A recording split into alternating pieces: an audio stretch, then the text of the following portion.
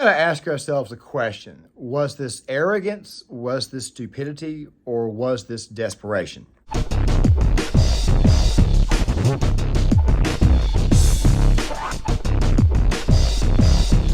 talk about the UFC and Bud Light. I need to go ahead and give you guys a bit of an update. And of course, there's going to be some updates towards the end. This is going to be the only video of the day. The reason why is because I really just got off to a very rough start.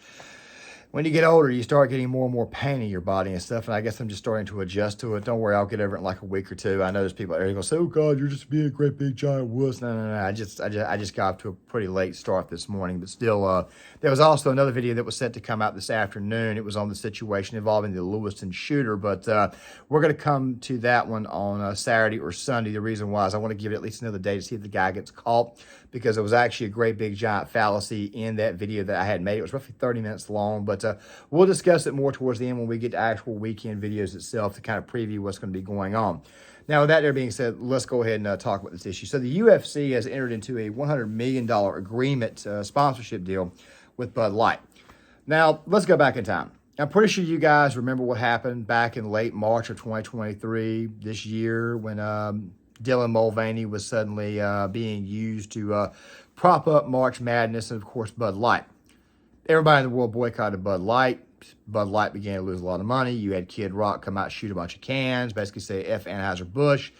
Yeah, the boycott was pretty nasty, and I made about 5 or 6 videos on the topic basically saying, look, Bud Light, if you want to avoid this, all you needed to do was just simply apologize. They didn't do that.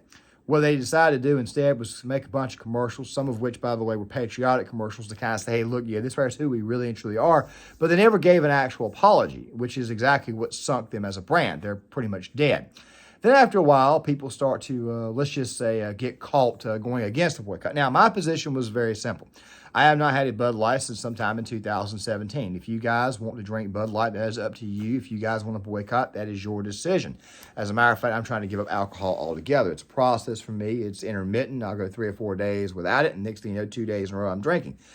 I am trying to quit, and of course, I'm trying to find out, and I think I'm finally on the right path, but we'll talk more about that in later videos, okay, especially if you guys want to start knowing some things about me.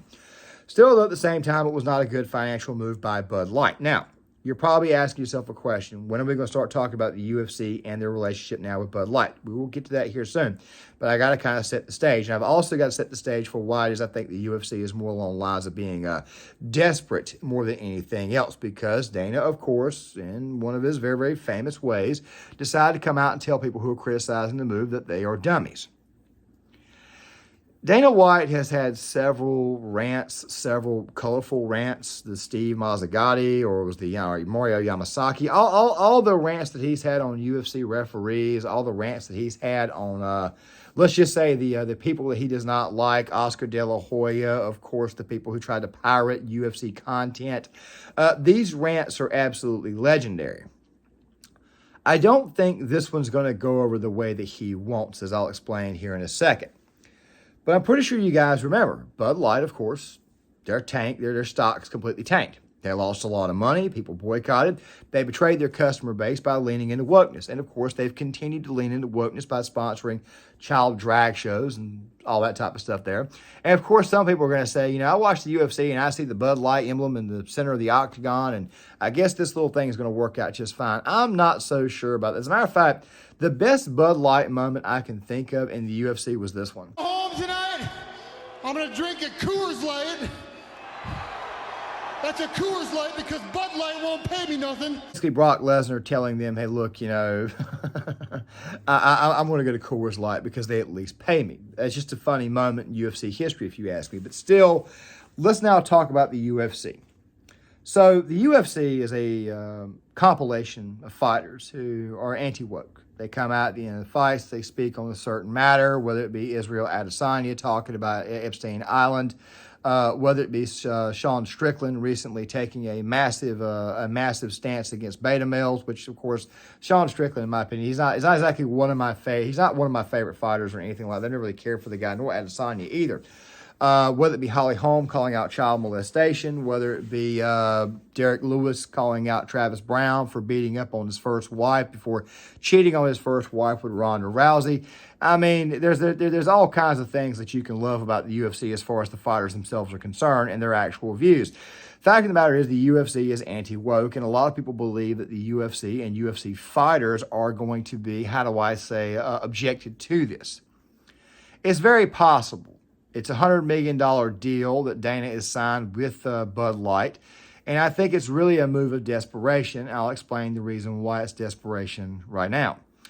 The UFC has actually not been doing as well as they should. There's been a lot of incidents that have happened in the UFC that did not pan out as well as they thought it was going to be, whether it be bringing over CM Punk for a gimmick to make a quick buck, John Jones and still giving him fights, even though he continues to break the rules inside and outside the ring. And speaking of John Jones, the fight between him and Stipe Miocic is off for this year. John, of course, tore his pectoralis muscle, and that's not going to be happening, especially after he made the jump to heavyweight. And, of course, things just aren't working out the way Dana wants it to work out. Now, that being said, a lot of the new fighters that he has are a little bit less known, and maybe he thinks he might can get away with this. But if you look closer and closer and closer at the situation, it looks more and more like desperation. Here's the reason why. The Ultimate Fighter has not been working out the way he thought it was going to work out. The recent season between Michael Chandler and Conor McGregor has not exactly gone the way he wanted it to go. To go on top of this, Power Slap has not gone the way he wanted it either. Power Slap is, of course, where they slap one another to try to knock one another out. But if you actually look into the science behind it, you will find out that Power Slap actually is more dangerous and possibly even deadly or compared to the actual fights themselves. The amount of pressure that's being exerted on the neck and very, very quick strikes when somebody gets nailed away. I mean, you couldn't pay me to get in a power slap because, I mean, the way your person's head jerks, it looks cool, but after a while, when you watch it more and more and more, you realize that, this is not a sport at all. This is not worth watching. These guys are possibly killing themselves a lot more so than those who are in the octagon. Yes, there is a difference between the two. I want to go ahead and make that abundantly clear now, but this video is not so much about that. Dana has gone from putting it on TBS to then putting it on YouTube to then all of a sudden it went to Rumble, and now it's pretty much been downsized to Instagram in the form of short clips. A lot like the Ultimate Fighter has been. Fight Pass is not working out the way he wants it to work out. It seems to me that whatever business ventures that the UFC has been on over the past few years is just not working out. Though they were a bit of a bastion of hope during the whole COVID ordeal when Dana continued to run events, a lot like Vince McMahon, the WWE, also ran events too, and they just had a recent merger with them, so that's probably got a lot to do with the overall sponsorship deal with Bud Light.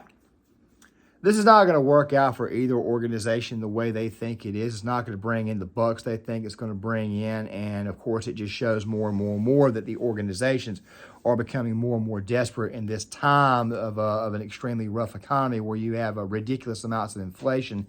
And even though the unemployment rate is low, that's beginning to stall. And, of course, people are only working part-time jobs to make ends meet. They got to get 2 or 3 of them to be able to make half the money that they made when Donald Trump was in office, or even towards the Obama administration, if you want to get technical. But the thing is this right here. This is a decision, this is an ordeal that's probably not going to work out well for the UFC the way they think it is. But then we get to the whole political ramifications. Yeah, nothing worked. Do they really think... I got to be honest. I'm willing to bet there's a lot of MMA guys who are going to be like, F no. Pissed. Yeah. Pissed. They're going to be, here's what I imagine. You're going to hear like press conferences with some fighters and they're going to rag on Bud Light. It's going to be worse for Bud Light by trying to do this. For whatever reason, MMA guys tend to be particularly based, as it were, or red-pilled. And vocal. It's all that testosterone and working out. Have you seen the entrance that Donald Trump made at the last UFC fight in Las Vegas? Dana White and Mark Wahlberg both said they've never heard anything like that. Oh, do you think Donald Trump is going to walk back down hand in hand with Dana White holding a freaking Bud Light? Like, you're right. Those fighters, I know a lot of them. I live in Vegas. My buddy has one of the most successful MMA training centers and owns like half the fighters in the UFC. These guys are not going to tolerate this, and they have massive social media following. But Cash is 100% correct. You see, a lot of fighters are not going to go along with this because of the fact that they typically tend to be a lot more based than other athletes. Something else, too, you have to consider is that a lot of these fighters get a lot of extra money through sponsorships, and a lot of these places that are sponsoring them, as far as small business is concerned, they already dropped Bud Light as a brand.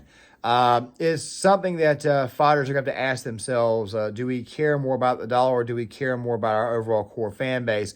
Fighters typically tend to love the money, but they also love their fans as well. They typically tend to. I don't know so much about boxing, but definitely when it comes to MMA. These guys don't just take small business promotions or small business endorsements for nothing. I mean, these guys typically tend to be a lot more based and a lot more red pill than a lot of other athletes, if I didn't already say that again. And there's also other things you have to consider, and this is kind of what I was kind of getting to the UFC is probably going to be losing some money. You have a fight that's scheduled later on this year that just got canceled. If I didn't already mention it before, John Jones is the end-of-the-year fight with Stipe Miocic, or at least in November.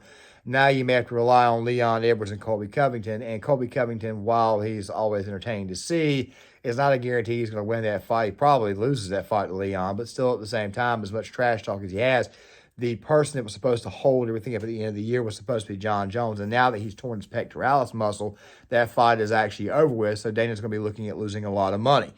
The fact of the matter is this right here. A lot of these fighters, other fighters on the card, lower fighters, yeah, they're going to care more about their social media followings than they are going to care about exactly what it is that Dana White is pushing as far as Bud Light is concerned. So they're more than likely not going to like this. The Trump question, I'll kind of go over here a little bit more in the next section because I had to edit this clip back in because, like an idiot, I forgot to put this. I thought do this from here last rather than earlier.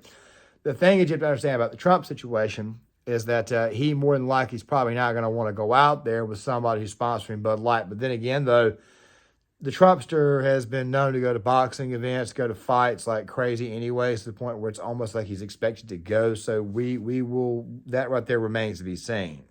Trump goes to these UFC events, and he basically shows himself to be a man of the people when he does it. I'm just curious to see what's going to happen. But if I remember correctly, and I even did a video on this, Don Jr. caught a lot of flack for bringing up the fact that people need to kind of know, they may want to think long and hard before they decide to attack Anheuser-Busch, because apparently Anheuser-Busch delivers a lot of money to politicians on both sides of the aisle, especially Republican politicians. We all had a stance like, you know what, we can do things, but to a certain extent. Maybe we need to find more alternatives to the product that is all about the wokeness, and yet they tell us that they're not about the wokeness, but yet they prove that they are the wokeness, and they figure they would prove to us that they're not about the wokeness by giving us a bunch of commercials. I know it sounds confusing as hell, but they give us a bunch of commercials where they claim to be patriotic when they still continue to support the drag shows, the child drag shows, and they continue to put Mulvaney front and center. Seems to me like a company that likes a lot of people. Seems to me like the marketing staff, the marketing team, the people who are in charge of Anheuser-Busch don't know what the hell they're doing.